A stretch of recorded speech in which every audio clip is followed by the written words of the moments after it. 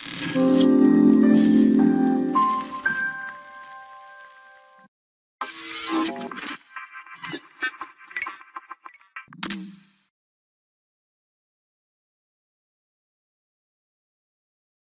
everyone. So in this session we are going to complete effectiveness of screening, right? So this is first session, and in its second session we will cover some advanced portion of effectiveness of screening. So let's start. Ideal and actual screen. An ideal screen would sharply separate the feed mixture in such a way that the smallest particle in the overflow would be just larger than largest particle in the underflow. However, actual screens don't give such a perfect separation. So this is a standard definition in a screening process. तो पहले हम लोग easy way में समझ लेते हैं, automatic ये आपको समझ में आ जाएगा. स्क्रीन की जो ओपनिंग साइज है उससे जस्ट बड़े साइज रिटेन्ड होना चाहिए. स्क्रीन के ओवर वो ओवरफ्लो मटेरियल्स कहलाएगा, और स्क्रीन ओपनिंग साइज से जस्ट स्मॉलर साइज वाले पार्टिकल्स है वो जो है ना ओपनिंग के थ्रू पास कर जाना चाहिए, वो हमारा अंडर साइज या अंडर फ्लो मटेरियल कहलाता है, राइट. तो जो भी फीड हम स्क्रीन के ओवर सेपरेशन के लिए पुट कर रहे हैं उसमें वेरिंग साइज के पार्टिकल्स का कलेक्शन है, राइट. वेरिंग साइज के पार्टिकल्स है ना, तो स्क्रीन ओपनिंग से जस्ट बड़े भी साइज वाले पार्टिकल्स है, उससे बहुत बड़े भी साइज वाले पार्टिकल्स है. उसी प्रकार स्क्रीन ओपनिंग साइज से जस्ट छोटे साइज के भी पार्टिकल है और बहुत छोटे साइज के भी पार्टिकल है. तो वही बोला है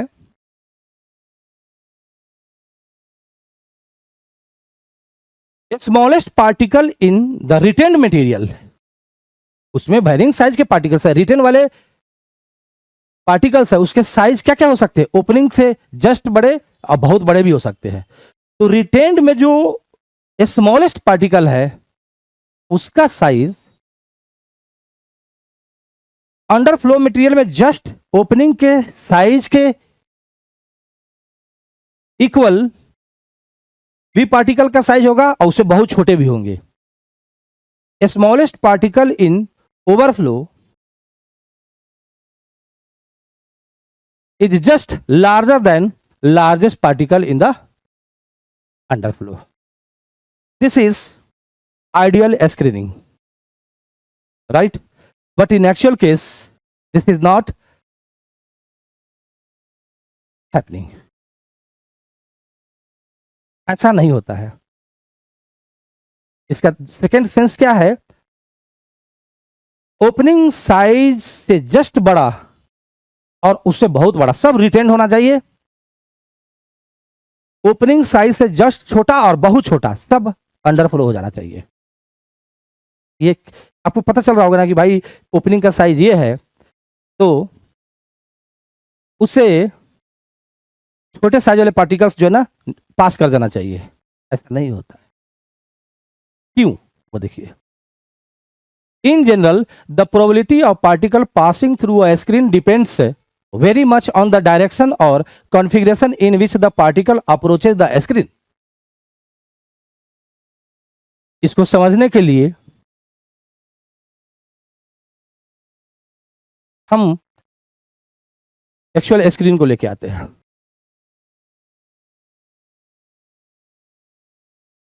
ये है आपका स्क्रीन, वायर से बनी हुई होती है. इस तरह जो ना आपको देखने को मिलेगा.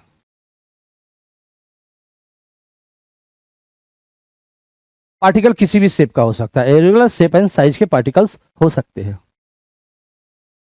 अगर ये पार्टिकल इसी तरह ये लेंथ का डायरेक्शन हो गया, राइट, और ये थिकनेस वाली हो गई, तो अगर पार्टिकल इस तरह से जो है ना इस स्क्रीन के ओवर फॉल करता है या अप्रोच करता है, हम जो भी फीड देते हैं उस फीड में ये पार्टिकल है, अगर फीड पार्टिकल्स इस स्क्रीन ओपनिंग के तरफ इस तरह से जो है ना ऐसे ये लेंथ के अलॉन्ग से आता है तो इससे पास नहीं करेगा, लेकिन वही पार्टिकल ये ऐसे आएगा तो इसे निकल के चला जाएगा, राइट। अब यहां पर बात क्या होने वाली है, ये जो है ना स्क्रीन की ओपनिंग है वो आपको स्क्वायर शेप का दिख रहा है, तो इसका भी जो है ना सर्कुलर एवरेज मतलब कि एवरेज डायमीटर फाइंड आउट कर लीजिए, और इसका भी जो है ना एवरेज डायमीटर फाइंड आउट कर लीजिए, सर्कुलर इसको मैथमेटिकली बना लीजिए। हमने ऐसा काम पहले भी किया, शॉर्टर मीन डायमीटर यही बताता है कि भी किसी भी शेप का पार्टिकल्स क्यों ना हो, उस पार्टिकल के वॉल्यूम के इक्वल वॉल्यूम वाला स्फीयर की जो डायमीटर होती है, इक्विवेलेंट वॉल्यूम डायमीटर इसको बोलते हैं, तो मैथमेटिकली माइंड में एज्यूम कर लिया कि नहीं, वो डायमीटर और इसके एवरेज हमने सर्कुलर शेप मान लिया, इस डायमीटर से कम है, तो आप मैथमेटिकली ऐसे नहीं साइज डिफाइन करते हो, तो आप कहोगे कि भाई इसकी जो ना एवरेज डायमीटर कोई भी मैथमेटिकली डिफाइंड डायमीटर या साइज इस ओपनिंग के साइज से छोटा है, लेकिन ये मटेरियल ये पार्टिकल जो है ना इसे पास नहीं कर सकता है। अगर ये इस तरह से फॉल हो तो बात समझ में आ गई। इसका मतलब कि कुछ पार्टिकल्स जो है ना उसके साइज छोटे थे, भले ही हमने मैथमेटिकली उसकी साइज को डिफाइन किया है छोटा है, लेकिन गलत ओरिएंटेशन में फॉल करने की वजह से इस स्क्रीन के ओवर वो पास नहीं किया, यानी कि रिटेंड में भी वो पार्टिकल्स जो है अवेलेबल होंगे। इसी प्रकार जो अंडर फ्लो हुआ है ना, तो मैथमेटिकली जो डिफाइन हमने साइज किया है, राइट, वो बड़ा है ओपनिंग के साइज से, लेकिन किसी पर्टिकुलर ओरिएंटेशन में फॉल होने की वजह से पास कर गया। मैथमेटिकली डिफाइंड जो साइज है वो ओपनिंग के साइज से बड़ा है, लेकिन किसी पर्टिकुलर ओरिएंटेशन में इस स्क्रीन के तरफ अप्रोच करने से वो मटेरियल ओपनिंग के थ्रू पास कर गई, तो अंडर फ्लो मटेरियल में बड़े साइज चले गए। मैथमेटिकली डिफाइंड बड़ा साइज है, वो ओवरफ्लो मटेरियल में भी छोटे साइज रह गए। Guys, we are not getting sharp separation by screening, तो this is actual screening. Ideal screening में क्या है, जस्ट ओपनिंग से बड़े पार्टिकल्स रिटेंड हो जाए, ओपनिंग से छोटे साइज पास कर जाए, this is the case of ideal screening. But in actual practice we are unable to get such sharp separation. Small size particles भी जो है रिटेन हो सकते हैं ओवरफ्लो में, बड़े साइज भी पास कर सकते हैं अंडरफ्लो में। यही था फाउंडेशन जो ना इस स्क्रीनिंग की, ये जो ना बिल्डिंग ब्लॉक था स्क्रीनिंग में आगे के चीजों को समझने के लिए। इन general the probability of particle passing through a screen depends very much on the direction or configuration in which the particle approaches the screen. This is because for an irregular particle, its surface area exposed to the screen opening is different in different directions. इस direction में जो surface area expose हो रहा है, इस direction में ऐसे ऐसे जा रही है, तो इस ओपनिंग के साइज से छोटा इसलिए पास कर जा रहा है, लेकिन ऐसे जब फॉल कर रही है तो ओपनिंग के साइज से बड़ा है, यही पार्टिकल जो है ना पास ना करके रिटेंड हो जा रहा है। As a result it is very possible that when a material fade in one particular direction or configuration, the particle may pass through the screen, but when fade in another direction, same material, same particle may be retained by the screen. Clear हो चुका है आप लोग को? Following reasons are found for hindrance in screening operation. Presence of near mesh particles, cohesion of particles, moist particles. Presence of near mesh particle, near mesh का मतलब जो mesh opening है, मेश की जो साइज है, स्क्रीन ओपनिंग जो size है, उस साइज के आसपास अगर फीड में पार्टिकल्स का, कुछ भी पार्टिकल्स का अगर साइज है, पूरा तो वेरिंग साइज के होते हैं, तो ये पार्टिकल्स जाकर ओपनिंग को ब्लॉक कर देगा, फंस जाएगा उसी में, राइट, ब्लाइंड कर देगा ओपनिंग को। अब छोटे साइज वाले पार्टिकल्स भी रिटेन हो जाएंगे। Presence of near mesh particles. These particles have size very close to aperture size of the screen, so these particles may partly pass through the screen. It sits on the screen and causes clogging or blinding of the screen. So this is hindrance while separating particles by screening. Cohesion of particles to each other. Wheat flour की आप बात करोगे, आप रखो जो है ना, simply जो है ना, गेहूं के आटे को स्क्रीन के ओवर, जब तक उसमें आप वाइब्रेशन या उसको जो है ना सेक नहीं करोगे, तब तक पास नहीं करेगा, पार्टिकल्स चिपक चुके हैं। उसी प्रकार अगर मॉइस्ट पार्टिकल्स है तो they tend to stick to the surface of the screen and also to each other, causing difficulties in screening.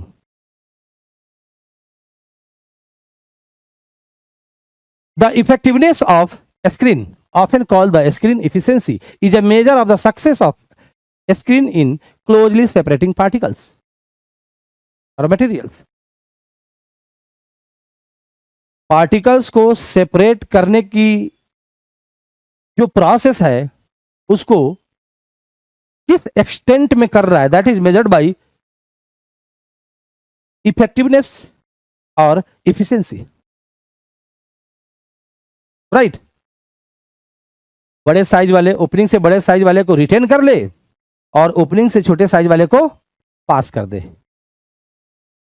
लेकिन एक्चुअल केस में क्या है, रिटेन्ड में भी छोटे साइज के पार्टिकल्स रह जाते हैं। वेरियस कारण है, cohesive force, moist particles, near mesh particles, opening को ब्लॉक कर दिया और इससे जो है ना छोटे साइज वाले पार्टिकल्स भी अब ओपनिंग के थ्रू नहीं जा पा रहे हैं, राइट। तो ओवर साइज में जो ओवरफ्लो मटेरियल है उसमें भी आपको छोटे साइज के, ओपनिंग से छोटे साइज के पार्टिकल हो सकते हैं। जो अंडरफ्लो मटेरियल है उसमें ओपनिंग से छोटे साइज तो रहेंगे ही रहेंगे मैक्सिमम अमाउंट में, कुछ फ्रैक्शन आपको ओपनिंग से मैथमेटिकली डिफाइंड बड़े साइज वाले पार्टिकल्स भी होंगे अगर प्रॉपर ओरिएंटेशन एंड डायरेक्शन में स्क्रीन को अप्रोच नहीं किया है तो। समझो ऐसे, इन general the efficiency of A screen depends on it should separate almost all particles of desired size from the feed.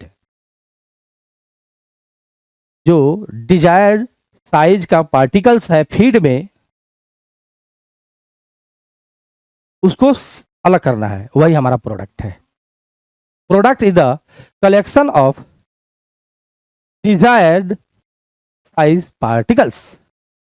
Screening में जो सेपरेशन होती है वो साइज के बेसिस पर होती है।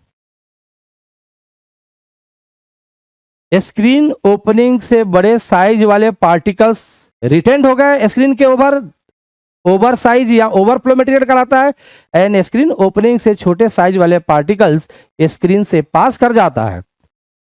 तो हमारा जो डिजायर्ड पार्टिकल्स का कलेक्शन ओवरफ्लो भी हो सकता है, अंडरफ्लो भी हो सकता है।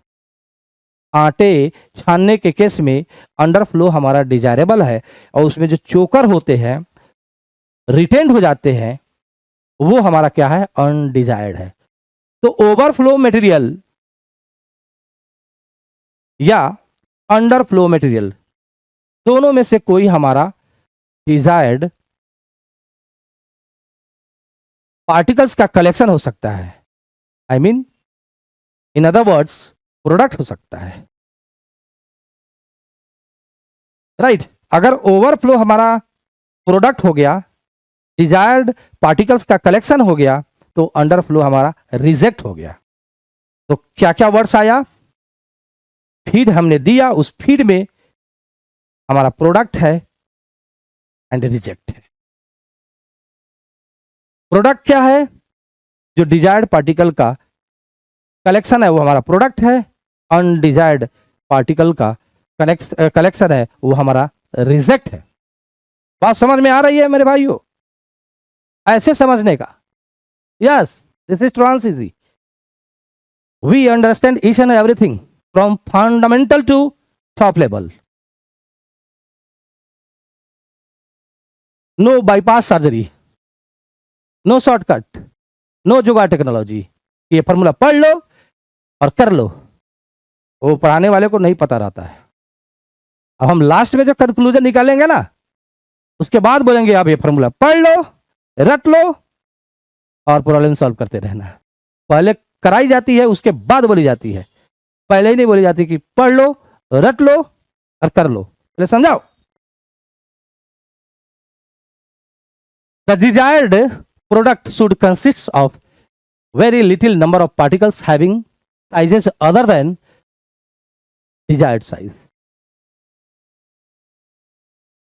अगर हमारा ओपनिंग से बड़े साइज वाले जितने सारे पार्टिकल्स है वही हमारा डिजायर्ड पार्टिकल्स है, वही हमारा अगर प्रोडक्ट है, तो इसमें जो है ना ओपनिंग से छोटे साइज वाले जो पार्टिकल्स है अनडिजायर्ड, वो भी थोड़े से फ्रैक्शन में होते हैं।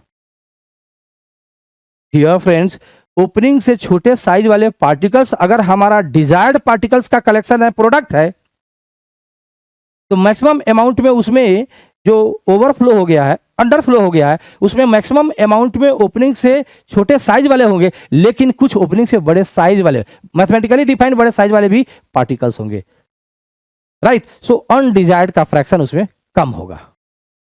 तो प्रोडक्ट में डिजायर्ड पार्टिकल्स का फ्रैक्शन ज्यादा होता है, 95%, 98%, और अनडिजायर्ड भी उसमें रह जाते हैं। रहने के कारण आपको हमने क्लियर कर दिया है। Moist particles, blindness of screen due to presence of near mesh particle, orientation of particles when they approach to screen, ये सब वेरियस कारण है जिसमें ऐसी कंडीशन हो रही है। मैथमेटिकली डिफाइंड साइज, ये भी एक रीजन है। मैथमेटिकली डिफाइन किए तो वो बड़ा आ गया ओपनिंग से, तो इसका आप तो कहोगे कि रिटर्न हो जाना चाहिए, लेकिन एक्चुअल में किसी पर्टिकुलर ओरिएंटेशन से पास कर गया, वो चला गया, वो नीचे चला गया, यानी डिजायर्ड पार्टिकल रिटर्न वाले को कहते हैं, तो हमारा डिजायर्ड पार्टिकल जो है ना अंडरफ्लो में घुस गया। ओवरफ्लो अंडरफ्लो में दोनों में बड़े छोटे का फ्रैक्शन होता है, लेकिन ओवरफ्लो में बड़े साइज के पार्टिकल्स, ओपनिंग से बड़े साइज के पार्टिकल्स का परसेंटेज ज्यादा होगा और ओपनिंग से छोटे साइज का पार्टिकल्स है कम होंगे, फ्रैक्शन इसका कम होगा।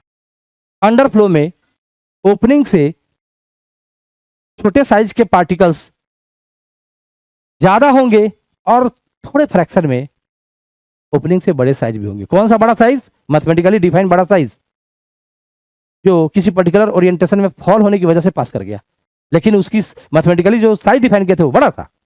समझ ऐसे?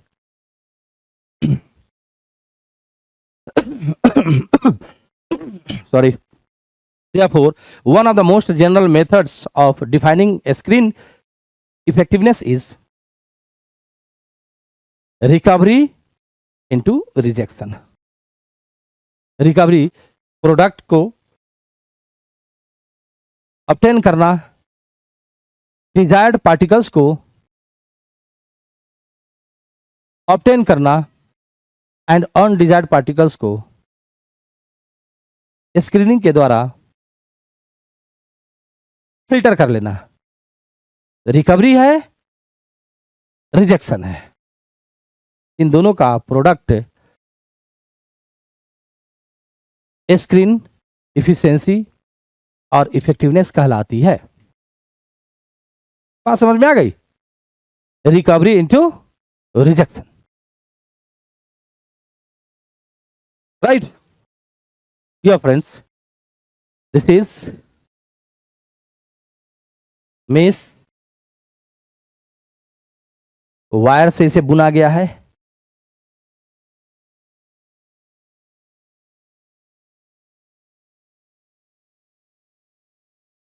राइट, इसको हमने फीड दिया। फीड में क्या है? ओपनिंग से बड़े साइज, छोटे साइज, कोई भी हमारा प्रोडक्ट हो सकता है।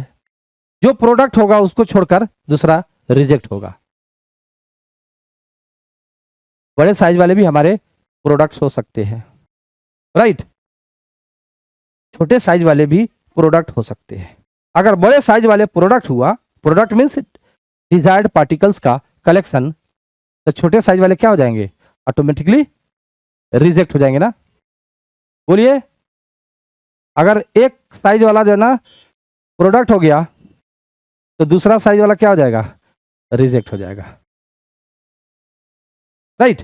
तो फीड में प्रोडक्ट एंड रिजेक्ट दोनों है, इसी को हमको सेपरेट करनी है इस स्क्रीन की हेल्प से। ये फीड हो गई, दिया हमने इसको। इसने क्या किया?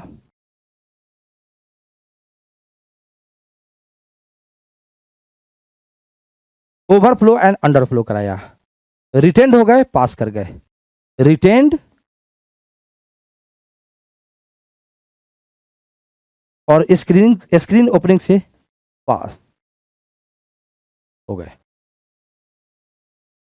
रिटेंड वाले को हम लोग ओवरफ्लो मटेरियल बोलेंगे और इसको क्या बोलेंगे? अंडरफ्लो मटेरियल बोलेंगे। डिजायर्ड जो है ना मटेरियल रिटेंड वाला भी हो सकता है, पास्ट वाला भी हो सकता है। लेट्स से रिटेंड मटेरियल्स का कलेक्शन है, वो हमारा प्रोडक्ट है। ये प्रोडक्ट हो गया। ये भी हो सकता है, नीचे वाला भी हो सकता है, ये प्रोडक्ट हो गया। तो ये पक्का जो है ना पास्ट और अंडरफ्लो क्या हो जाएंगे? रिजेक्ट हो जाएंगे। समझ में आई definition? Mass fraction of desired material in the feed, उसको हमने एक्सेप्ट कहो या काई एफ कहो, क्योंकि इसमें डिजायर्ड पार्टिकल्स अनडिजायर्ड पार्टिकल्स दोनों है। तो फीड में डिजायर्ड पार्टिकल्स जो बड़े साइज वाले हैं स्क्रीन ओपनिंग से, उसका मास फ्रैक्शन कितना है? Except, right? Mass fraction of desired material in retained portion और इन प्रोडक्ट एक्सपी, क्योंकि जो रिटेंड हुआ है ना उसमें सभी वही हमारा प्रोडक्ट है, वही को हमें चाहिए, वही डिजायर्ड है। तो उसमें जो है ना अनडिजायर्ड भी रहते हैं थोड़े से अमाउंट में। इसीलिए पूरी की पूरी 1 यूनिट जो है ना मास फ्रैक्शन बात करते हैं तो पूरा फुल का मतलब 1, वो 1 नहीं होगा, उसमें थोड़े से अमाउंट में अनडिजायर्ड पार्टिकल्स भी होंगे, अंडर साइज वाले भी पार्टिकल्स हो जाएंगे इस वाले भी रिटेंड में, इसलिए XP. Mass fraction of desired particles in the reject, reject में भी डिजायर्ड पार्टिकल्स जा सकते हैं। मैथमेटिकली डिफाइंड बड़े साइज वाले पार्टिकल्स स्क्रीन के ऊपर आ जाना चाहिए था, लेकिन पर्टिकुलर ओरिएंटेशन में फॉल करने की वजह से ओपनिंग से पास करके जो रिजेक्ट है उसमें भी चला गया। तो इसमें जो है ना ये बहुत कम होंगे डिजायर्ड मटेरियल, क्योंकि बड़े साइज वाले का कलेक्शन हमारा प्रोडक्ट है, डिजायर्ड मटेरियल्स का कलेक्शन है ना। तो बड़े साइज इसमें बहुत कम आते हैं, छोटे साइज वाला स्क्रीन ओपनिंग से छोटे साइज वाला जो है ना ज़्यादा रहेंगे, उसका फ्रैक्शन ज़्यादा रहेगा और बड़े साइज का इसमें फ्रैक्शन कम रहेगा। तो एक्सआर बहुत कम होगी। यहाँ पर एक्सपी डिजायर्ड मटेरियल हमारा जो ना ओवरफ्लो है, तो ओवरफ्लो में जो है ना डिजायर मटेरियल का फ्रैक्शन ज्यादा होगा, ये ज्यादा होंगे ये कम होंगे, राइट। डियर फ्रेंड्स, हमने फीड जो है ना एफ केजी पर सेकेंड या एफ केजी दिया इस एसिन के ऊपर, इसने सेपरेट किया है पी केजी या पी केजी पर सेकेंड में एंड आर केजी या आर केजी पर सेकेंड में। टोटल मटेरियल बैलेंस की अगर बात की जाए, total material balance TMD, TMB, total material balance feed ही ना जो है ना प्रोडक्ट एंड रिजेक्ट में डिवाइड हो रहा है।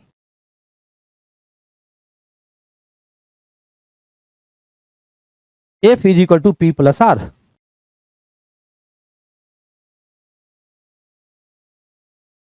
Desired material balance, desired material balance DMB, feed में डिजायर्ड मटेरियल कितना है, एफ केजी फीड है या एफ केजी पर सेकेंड रेट से फीड जा रही है। फीड में डिजायर्ड मटेरियल का मास फ्रैक्शन एक्सएफ है, तो total desired material in feed in KG और केजी पर सेकेंड क्या हो जाएगा, F into x F.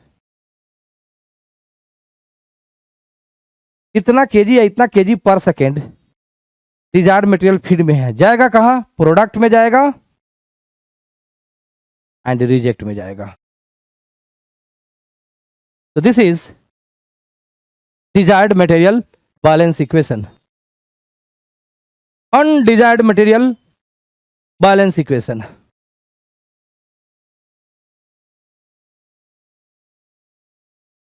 Feed में अनडिजायरेबल मटेरियल कितनी है, अगर डिजायरेबल मटेरियल का मास फ्रैक्शन फीड में एक्सेफ है तो अनडिजायर्ड मटेरियल का मास फ्रैक्शन फीड में 1 माइनस एक्सेफ होगा।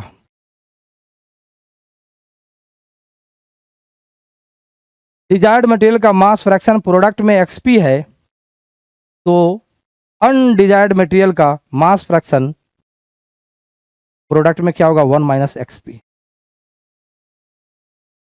डिजायर्ड मटेरियल का मास फ्रैक्शन रिजेक्ट में एक्सआर है, अनडिजायर्ड मटेरियल का मास फ्रैक्शन रिजेक्ट में 1 माइनस एक्सआर होंगे। तो this is undesired material balance equation. Now we define recovery and reject.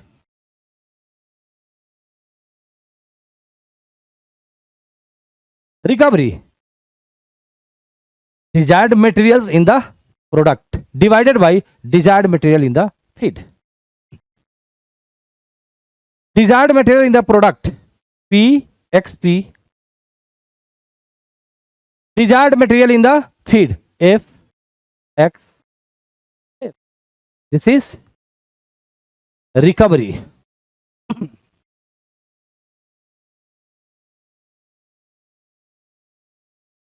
Rejection क्या हो जाएगा,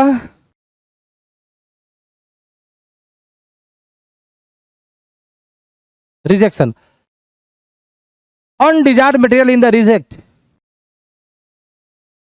divided by undesired material in the feed, undesired material in the reject.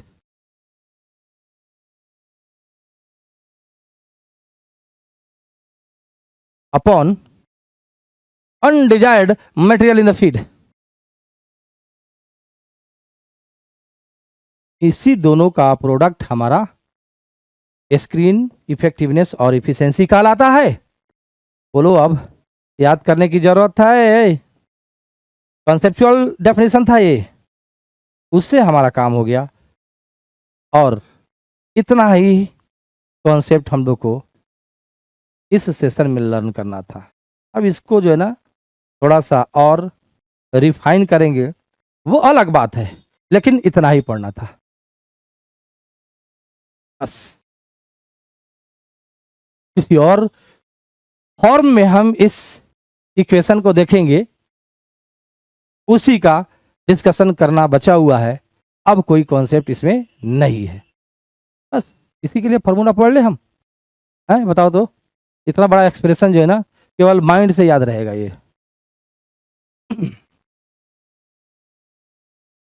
Right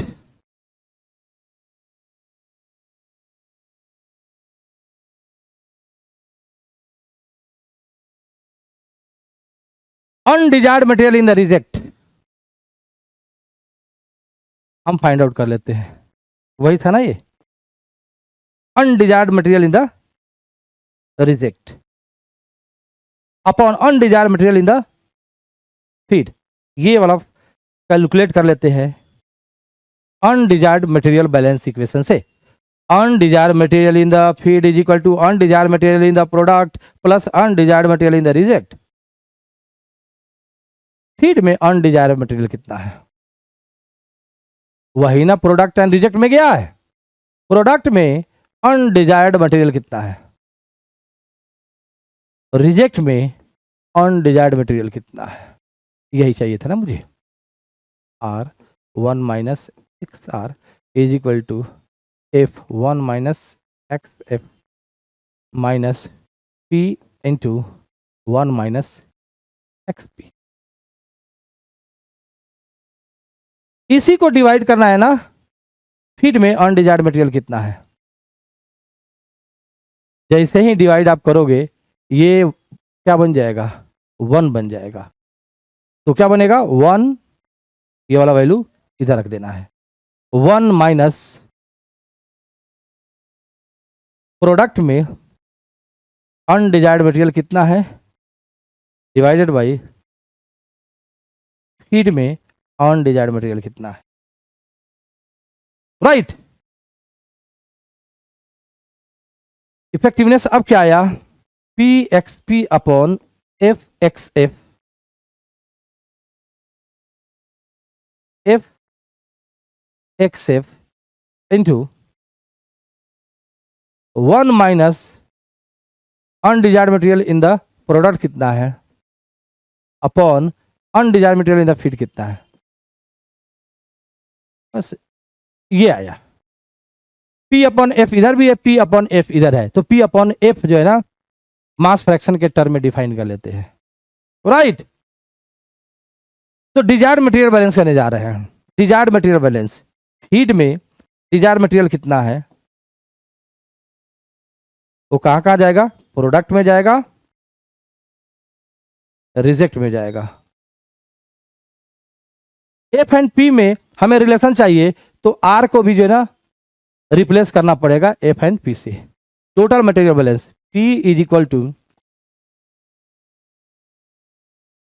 feed is equal to P plus R, तो R क्या हो जाएगा, F minus P, P X P plus F minus P, right, X are.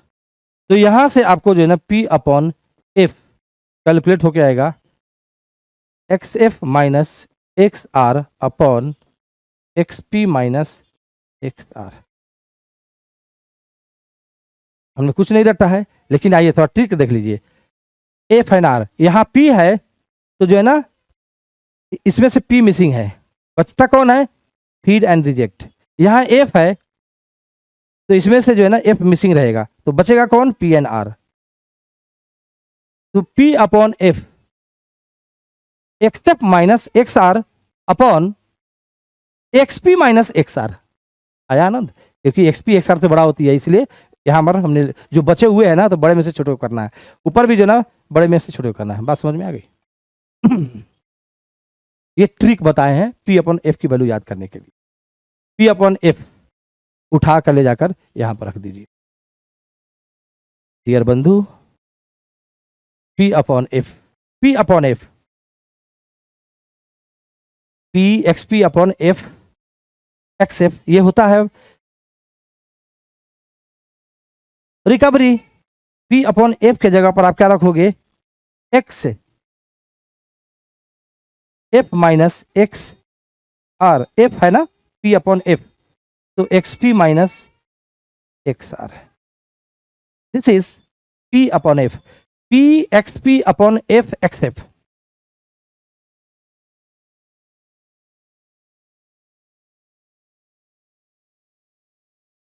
One minus P upon F, यही वाला चला जाएगा वहां पर, X F minus X R XP minus XR into reject में अनडिजायर्ड मटेरियल, फीड में undesired material, दोनों का ratio 1 minus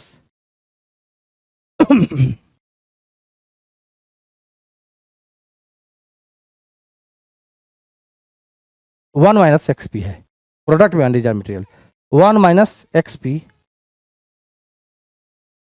upon 1 minus XF। जरा देखिए,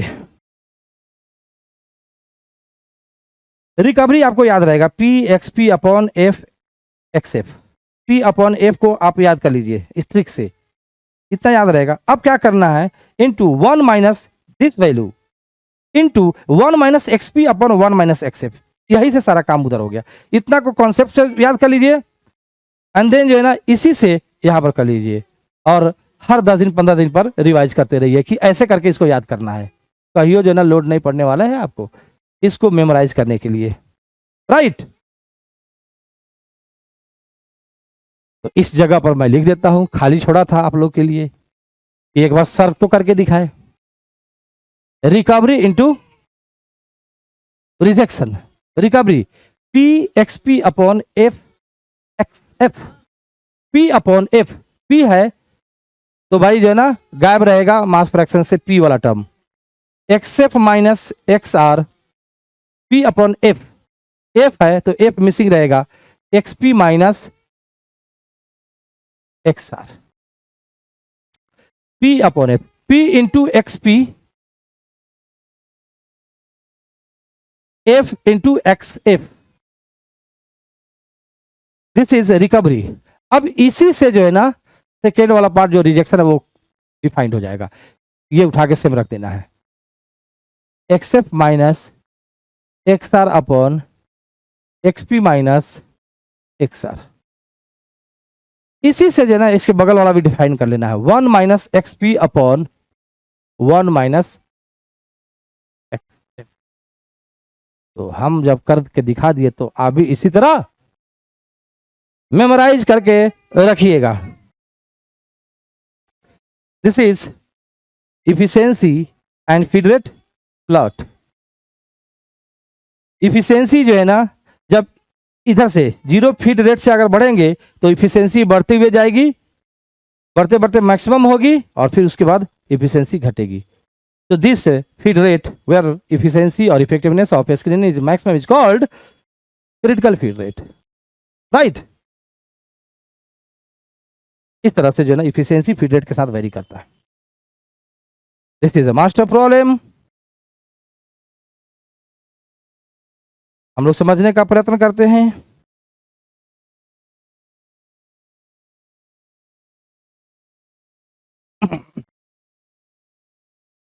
this is PhD data in table, particle size distribution data, PhD data in table. Screening process में we have series of screen, large opening size वाले screen top पर आते हैं और उसके बाद जो है ना डिक्रीमेंट होता है और नीचे पैन होते हैं। तो पैन के पास वाले जो स्क्रीन होंगे ना उसके ओपनिंग साइज सबसे छोटे होंगे, तो पैन में जो पार्टिकल्स मिलेंगे वो एकदम फाइन पार्टिकल्स होंगे। एंड टॉप का जो स्क्रीन है उसमें जो पार्टिकल्स रिटेंड होंगे वो बड़े साइज के होंगे। समझ में आया? तो we have series of screens in screening process। किस तरह होते हैं series of, मतलब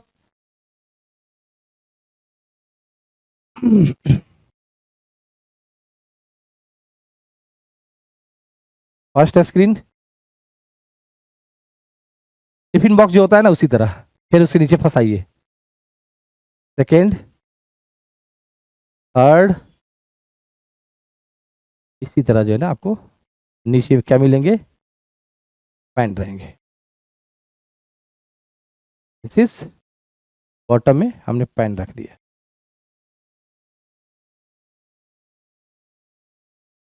this is mesh number 3 screen, this is 4, this is 6 और ये हमारा पेन है और लास्ट में है 200 मेश स्क्रीन।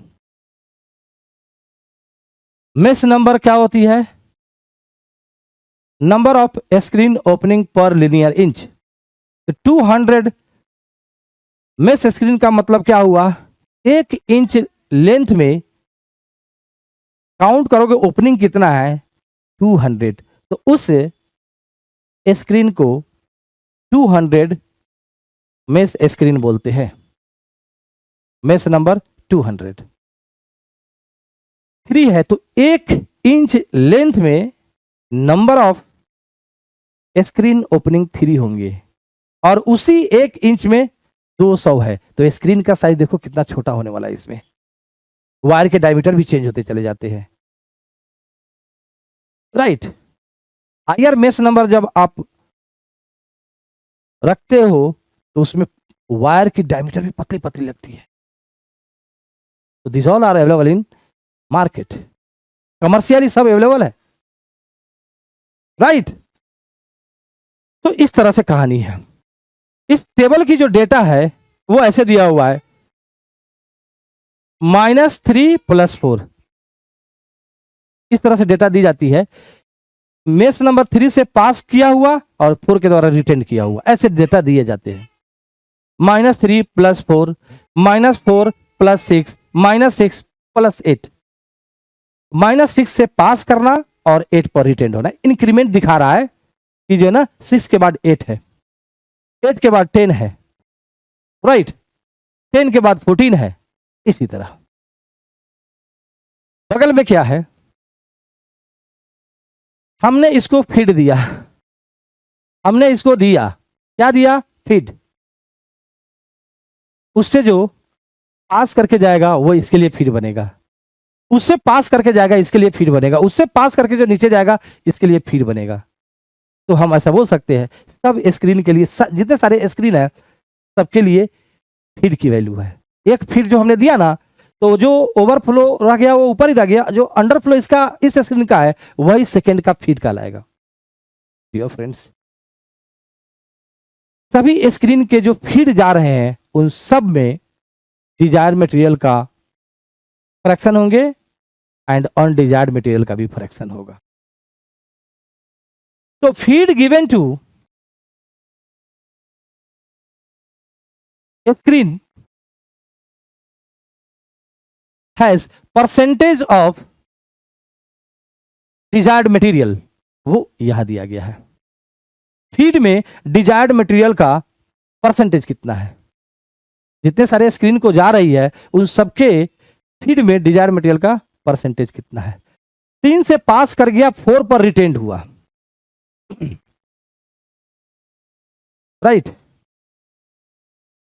तो ये पूरी की पूरी जो है ना 3 से पास कर गया ना, 4 के लिए फीड है ये, इसलिए 4 से स्टार्ट करेंगे। टेबल जब क्रिएट करेंगे ना तो स्क्रीन नंबर 4 से हम स्टार्ट करेंगे।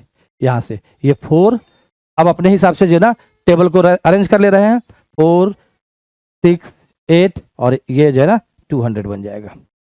तो 4 वाले स्क्रीन को जो फीड मिला है उसमें डिजायर्ड मटेरियल का परसेंटेज ये है, इसको फ्रैक्शन में कन्वर्ट करो, 100 से डिवाइड कर दो, 4 को गिवन। इसी प्रकार ये 6 को है, ये 8 को है, राइट। और बढ़ते बढ़ते जो है ना हम 200 मेश वाले स्क्रीन को दे दिया, ये परसेंटेज में हो गया, राइट।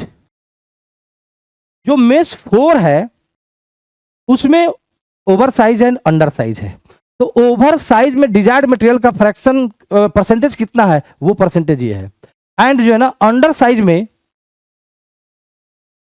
डिजायर्ड मटेरियल का फ्रैक्शन कितना है वो ये है। इसको भी जो है ना फ्रैक्शन में कन्वर्ट करो परसेंटेज को। तो 4 मेश स्क्रीन के ओवर साइज में डिजायर्ड मटेरियल का फ्रैक्शन कितना है वो कर लिया। अंडर साइज मटेरियल में जो अंडर साइज मटेरियल है हर स्क्रीन के लिए, उसमें डिजायर्ड मटेरियल का फ्रैक्शन कितना है 100 से डिवाइड करके हमने ये फ्रैक्शन में कन्वर्ट कर लिया। हो गया काम। अब आगे देखते हैं क्वेश्चन में क्या पूछ रहा है, वो देखते हैं। Powdered coal with following screen analysis is fed to a vibrating 48 mesh screen. The PhD data of feed oversize and undersize is shown in the table. Determine effectiveness of the screen. Taking oversize as product. First case में taking undersize as product. मित्रों 48 mesh screen की effectiveness आपसे पूछी जा रही है। ये तो पीएचडी डेटा है इस पाउडर्ड कोल का, इस सीरीज ऑफ स्क्रीन में। These are PhD data. हम 48 मेश स्क्रीन का इफेक्टिवनेस निकालना चाहते हैं, इफिशिएंसी निकालना चाहते हैं। तो 48 मेश स्क्रीन को ही पूरी मटेरियल जो उसके ऊपर वाले को दिए थे ना, उस सबको हटाओ, 48 को ही डाल दो एक बार डायरेक्ट, राइट। तो 48 को जो टोटल फीड अब दी जा रही है उसमें डिजायर्ड मटेरियल का फ्रैक्शन फाइंड आउट करो। 48 मेश स्क्रीन के द्वारा जो टोटल ओवरफ्लो मटेरियल होगा उसमें जो है ना, वही हमारा प्रोडक्ट है। ओवरफ्लो को हमने प्रोडक्ट माना है, तो उसमें प्रोडक्ट का मास फ्रैक्शन निकालो। 48 मेश स्क्रीन के ओपनिंग से जो पास कर गया अंडरफ्लो मटेरियल है, उसमें रिजेक्ट है वो, उसमें डिजायर्ड मटेरियल का, ओवरसाइज मटेरियल का मास फ्रैक्शन निकाल लो। जैसे ही ये निकलेगा अपना काम हो गया। 48 मेश स्क्रीन की इफेक्टिवनेस कैलकुलेट हो जाएगी।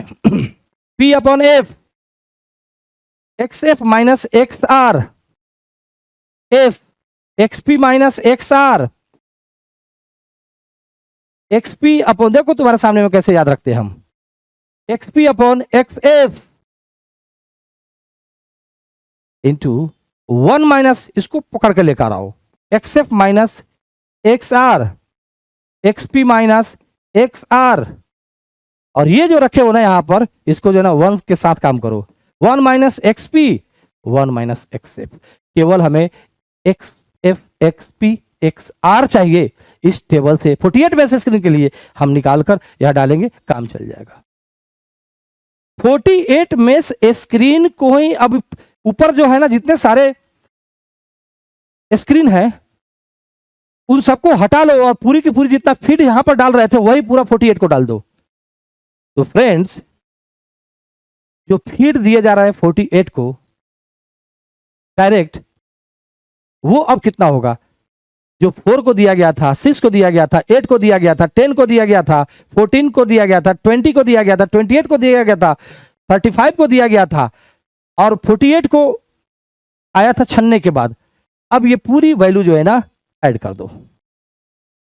This is mass fraction of desired material in the feed given directly to mesh number 48। इस सबको हटाओ, इसी को दो, राइट। ओवरसाइज की बात करते हैं। ओवरसाइज मटेरियल जो है ना 48 के लिए क्या होगा टोटल, पूरी फीड जब इसी को दे दिए। 4 मेश स्क्रीन जिसको ओवरसाइज बोल दिया है, 4 मेश स्क्रीन में 1 इंच में 4 ही ओपनिंग है। तो जिसको ये छान लिया होगा, हम अगर वही मटेरियल डायरेक्ट जो ना 4 को जो दिए थे और 4 ने जिसको रिटेन कर लिया था, 48 नहीं रिटेन करेगा क्या? 48 में तो स्क्रीन ओपनिंग और छोटा हो गया, मेश नंबर बढ़ गए, स्क्रीन ओपनिंग 1 इंच में 48 ओपनिंग्स है। तो जो 4 ने रिटेन कर लिया था, अब हम 4, 6, 8, 10, 14, 20, 28, 35 को ना देकर पूरी 48 को दे रहे हैं। तो जिसने 4 ने जो रिटेन कर लिया था जितना फ्रैक्शन, 48 भी उसको रिटेन कर लेगा। इसलिए 48 के द्वारा जो ओवरसाइज मटेरियल है, mass fraction of desired material in the oversize, mass fraction of desire material in the over size of 4, 6, 8, 10 सबको ऐड कर दो। तो यहां से लेकर यहां तक सबको ऐड कर दो, राइट। यहां से लेकर यहां तक सबको ऐड कर दो, कर दिया। तो ये हमारा क्या बन गया, this is X F, this is X P and this is X R. डालो और काम करो, right. Taking over size as product, taking under size as product, जो अंडर साइज वाला है वही हमारा अगर प्रोडक्ट है तो 48 मेश स्क्रीन की इफेक्टिवनेस क्या होगी, इफेक्टिवनेस उतना ही आएगी। क्यों, हम अभी बता रहे हैं। इस वाले केस में जो है ना, नीचे से यहां तक डालो, ऐड करो, 48 तक नहीं जाना, 48 को छोड़ के ये सबको ऐड करो, इन सबको ऐड करो, इन सबको ऐड करो। ये हमारा हो जाएगा एक्सएफ, ये हो जाएगा हमारा एक्सपी और ये हो जाएगा एक्सआर। पुट करो, सेम वैल्यू आएगी। क्यों आई same? Dear students, we are going to calculate, we are calculating effectiveness और efficiency of screen. Over size material हमारा प्रोडक्ट है, तो स्क्रीन को जो है ना बड़े साइज वाले को ज्यादा रखना ज्यादा है, और साथ ही साथ ज्यादा रखना है, इसका मतलब छोटे वाले को पास करना है ना। जितनी इफेक्टिवली वो छोटे वाले को पास कर रहा है अपने साइज से, स्क्रीन ओपनिंग साइज से, दूसरे शब्दों में हम कह सकते हैं उतना ही इफेक्टिवली बड़े साइज को रिटेन कर रहा है। इसीलिए प्रोडक्ट हमारा रिटेंड वाला अगर है, डिजायर्ड मटेरियल का कलेक्शन रिटेंड वाला है, तो जितना स्मार्टली और इफेक्टिवली और खूबसूरती से वो बड़े वाले को ज्यादा रख रहा है और रिटेन कर रहा है, तो साथ साथ ये भी काम कर रहा है, वो छोटे वाले को निकाल भी रहा है उसी फ्रैक्शन में, ज्यादा फ्रैक्शन में। इसीलिए जो है ना, आप प्रोडक्ट के नाम से इफेक्टिवनेस निकालो, ओवर साइज को प्रोडक्ट मानो, और एक्सपी एक्सआर एक्सएफ की वैल्यू डिफाइन करो, उसी से डिफाइन होती है ना। या अंडर फ्लो वाले को जो नीचे निकल के आ गया, उसी को अपना प्रोडक्ट मानो, उसी को डिजायर्ड पार्टिकल्स का कलेक्शन मानो, इफेक्टिवनेस सेम आएगी। इसीलिए सेम आई है। 79.76 ओवर साइज हमारा डिजायर्ड प्रोडक्ट है। सेकेंड वाले में अंडर साइज हमारा डिजायर्ड प्रोडक्ट है। तो यहां से लेकर यहां 48 में से इसके निकले, तो यहां से लेकर यहां तक डेटा को ऐड करो।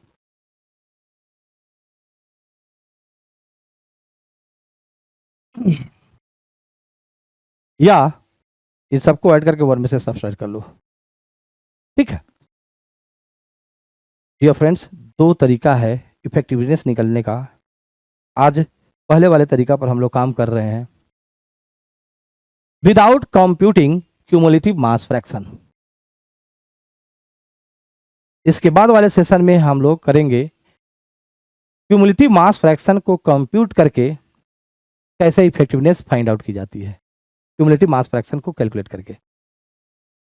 एक्सआर एक्सपी एक्सएफ कैसे डिफाइन करेंगे, वो जैसे ही मिलेगा हम जो है इफेक्टिवनेस कैलकुलेट कर सकते। क्लियर, समझ में आई? तो आज अभी वाले सेशन में हम लोग यही काम कर रहे हैं, without computing cumulative mass fraction we are defining X P X F X R and putting their values in the formula of effectiveness and finding effectiveness. बात समझ में आया? This is A G GATE 2013 2 marks problem. In a screen separator, the mass flow rate of feed, overflow and underflow are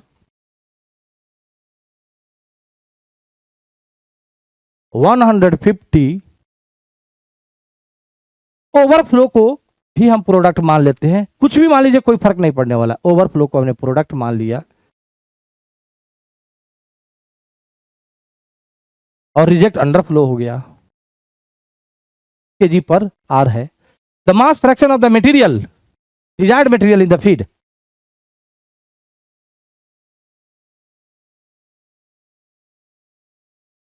overflow में कितना है, overflow को ही हमने product माना है, प्रोडक्ट में जो है मास फ्रैक्शन डिजायर्ड मटेरियल का कितना है, ये मुझे ये चाहिए, मुझे ये चाहिए XR। डिजायर्ड मटेरियल बैलेंस कर दो, फीड में डिजायर्ड मटेरियल कितना है, वो कहाँ कहाँ जाता है, प्रोडक्ट में, रिजेक्ट में। FPR पता है, XF XP पता है, यहां से XR कैलकुलेट होके आ जाएगा, XP XR XF all are known, put करो फॉर्मूला में, आंसर निकालो।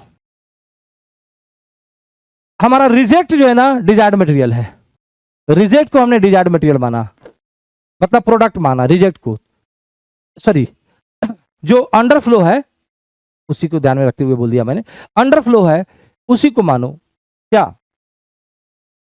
Product, right. तो F आपका हो गया 150,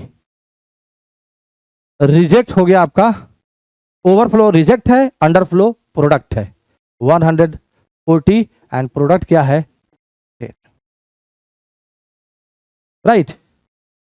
इस वाले फॉर्मूला में डिजायर्ड मटेरियल जो प्रोडक्ट है उसमें उसका फीड में मास फ्रैक्शन कितना है, इस वाले प्रॉब्लम में जैसा था वो एक्सेप्ट था। अब हमने अंडरफ्लो को जो है ना अपना माना है, अपना है हमारा वो,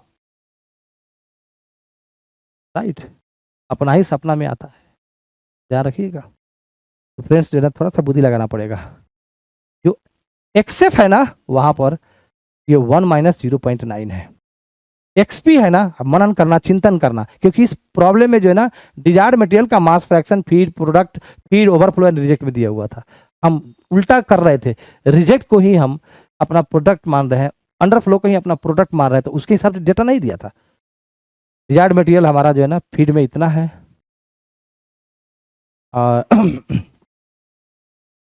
रिजेक्ट में 1 माइनस 0.96 है, कि हमारा ओवरफ्लो रिजेक्ट है, राइट। ओवरफ्लो एंड फीड में दिया हुआ था, प्रोडक्ट में मास फ्रैक्शन मिसिंग है, जो है ना मटेरियल बैलेंस निकाल कर लो, F XF P XP plus R XR, यहां से XP कैलकुलेट कर लो और फिर पुट करो, सेम आएगा। हमने किया है हमने कर करके किया है, सेम आया है 62.38% इफेक्टिवनेस, राइट। और ये फंडामेंटल से कर सकते हैं, recovery into rejection, PXP FXF ये रिकवरी हो गया, रिजेक्शन ये हो गया, दोनों का प्रोडक्ट ये आया। समझ में आ रहा है बातें, समझ के करने से समझदारी बढ़ती है। इन sieve analysis of corn grades with respect to any particular screen opening, the mass fraction of the desired particle size in the feed, overflow, underflow streams are, ये जो है फीड में XF, ओवरफ्लो को ही हम अपना प्रोडक्ट मानते हैं, तो XP ये XR, mass fraction of the desired.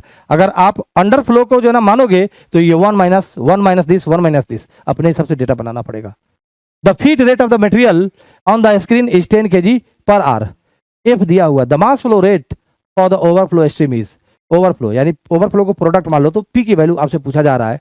तो फ्रेंड्स जो है ना P जो है ना टोटल मटेरियल बैलेंस में भी घुसा हुआ है एंड जो है ना डिजायर मटेरियल बैलेंस में भी घुसा हुआ है, इन दोनों के हेल्प से जो है ना P निकाल लो, और overall effectiveness of the screen भी पूछा रहा है, वो भी आप निकाल लो और आनंद ही आनंद बनाओ, राइट। तो गाइज वी हैव कंप्लीटेड